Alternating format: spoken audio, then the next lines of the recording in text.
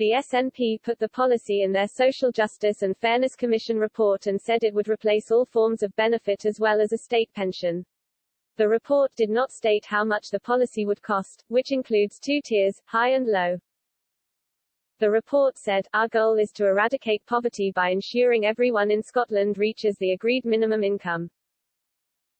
UB is a potential means through which to achieve this aim. But the Fraser of Allender Institute, who crunched the numbers for a potential scheme for Scotland, said the scheme would be an expensive policy. The analysis, published by economist Emma Congreve, said the scheme could cost up to £58 billion per year.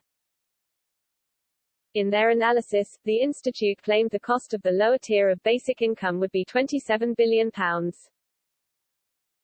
In the lower tier basic income, modelling in the analysis suggests £84.54 a week would be given to Scots under 20, £57.90 for those aged 20 to 24, £73.10 for those 24 to older and £163 for pensioners.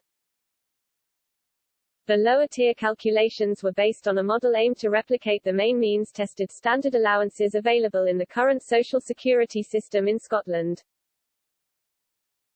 Meanwhile, the cost of the higher tier basic income was estimated to be £58 billion.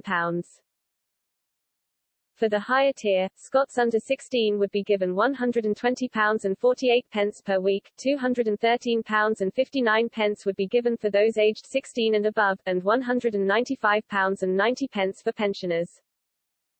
The higher tier calculations were based on a more generous payment, set at the Joseph Rowntree Foundation's minimum income standard. Based on the calculations, Ms. Cosgrave said the lower tier of UB would be funded by an 8-point rise in every tax band.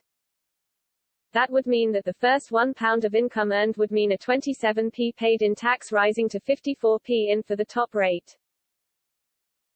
For the high tier UB, the tax schedule would start at 58p for the first £1 of income earned, and rise to 85p per for the higher and top rate. Based on the data, Ms. Cosgrave, a knowledge exchange fellow in economics, suggested a more targeted policy that should only include Scots on lower incomes would be more effective. A separate Scottish Government study at a cost of £250,000 also recommended Scots are paid £11,000 a year as part of a £186 million experiment. The study revealed that this could take place as part of a 3-year pilot by the Scottish and UK governments alongside local authorities. The 3-year pilot would understand the impact of a basic income on poverty, unemployment, health and financial well-being. Under the proposal, around 2,500 people would be paid a high-level income of around £213 a week for a working-age adult, at a cost of £62 million. A further 14,600 people would be paid at low level, which would be based on existing welfare payments, costing £124 million. Liz Smith MSP, Conservative finance spokeswoman and Mid-Scotland and Fife MSP, said, "It's staggeringly incompetent to put forward a proposal that would most likely make Scots worse off, including people struggling on lower incomes. Such a short-sighted plan could see ordinary people face eye-watering tax bills with no rise in the quality of their lives or the standard of local public services." In response, SNP MP Neil Gray, who represents Airdrie and Shotts, said, "The SNP has long called on the UK government to introduce a basic income pilot scheme in Scotland, which we believe would ensure a strong, fair and progressive recovery from the pandemic.